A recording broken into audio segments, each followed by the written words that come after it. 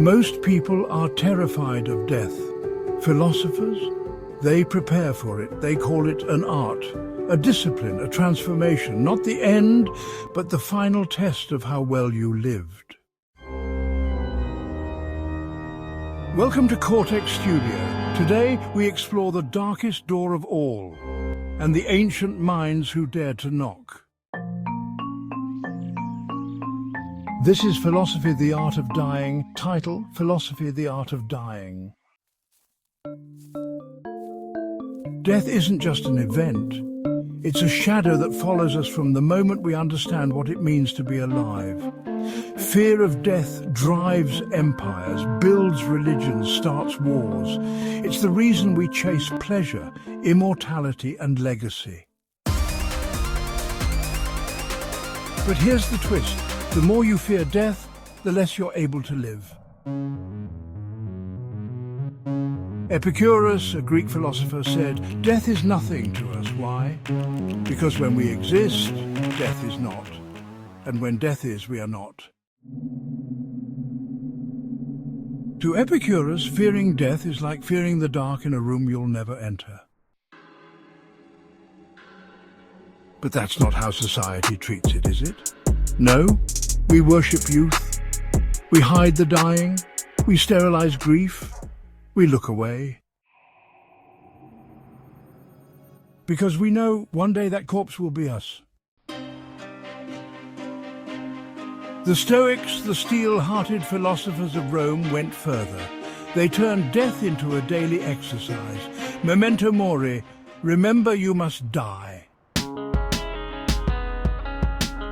Marcus Aurelius, emperor and philosopher, wrote in his Meditations, "You could leave life right now. Let that determine what you do, say, and think." To the Stoics, death wasn't a horror. It was a compass, a brutal reminder that time is running out and you are not in control. They didn't fear death, they rehearsed it. Seneca, another Stoic, advised his readers to practice death, to withdraw from luxury, reflect in silence, and imagine loss until death no longer had power over them. In a world addicted to control, this idea is radioactive, but maybe that's why it's necessary. Time code. 00:02:00:000 to 00:03:000. In the East, death isn't defeat, it's return. Buddhism teaches that the self is an illusion, a candle flame passed from moment to moment. What dies was never really you to begin with. Meditation is rehearsal for death, the stilling of the ego, the dissolving of the self. In the Tibetan Book of the Dead, the soul journeys through bardos, liminal states between death and rebirth. Fear is the barrier. Only those who see clearly can pass through. And in Japan, the samurai followed Bushido, the way of the warrior, training to die before they ever fought. They knew only by accepting death could they act without hesitation. That's not weakness, that's freedom. But some philosophers didn't bow before death, they challenged it. Friedrich Nietzsche believed the fear of death had been weaponized, used by religion to enslave the will, to keep humanity weak, obedient, and ashamed of its instincts. He called for an Übermensch, a new kind of human, one who doesn't hide from death but stares it in the face and laughs.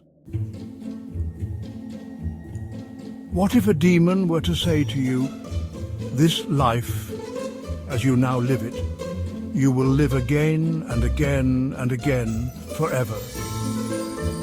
Would you curse it or bless it? Eternal recurrence.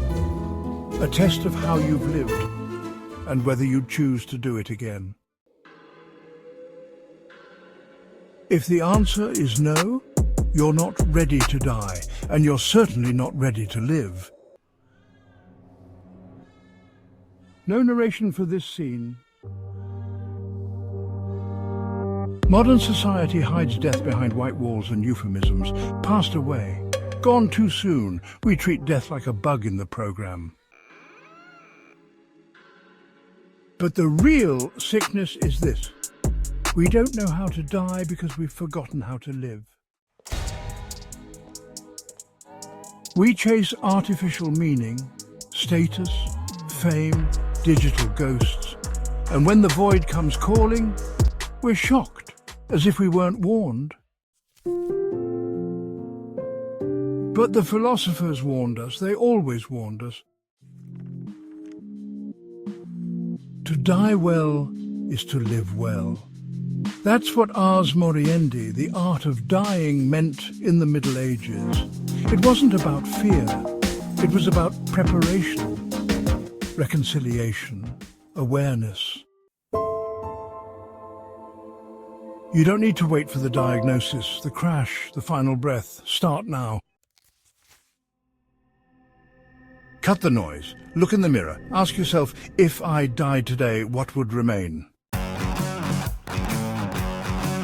Not your followers, not your bank balance, not your reputation, only your choices, only your soul, whatever that means to you. Philosophy isn't about escaping death. It's about meeting it with your eyes open. Epicurus whispered it, the Stoics practiced it, the samurai embodied it, and death waits, patient, silent, undefeated. But maybe, just maybe, those who master the art of dying are the only ones who ever truly lived. This was Cortex Studio. If you're still here, you're one of the rare few who look death in the face and don't blink. Subscribe, because next time we go even deeper.